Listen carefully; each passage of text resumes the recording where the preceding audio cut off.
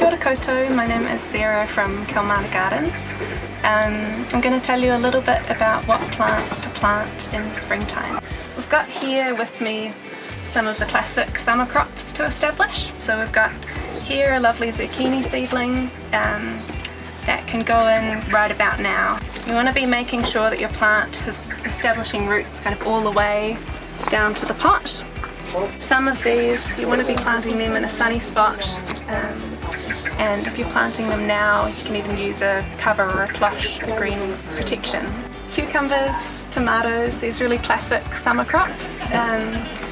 These are your main crops that you can come through and expect to keep giving to you all summer long, but you can continue on with things like flowers, lettuces, even a lot of the alliums, spring onions, will still be happy in the springtime and even over summer.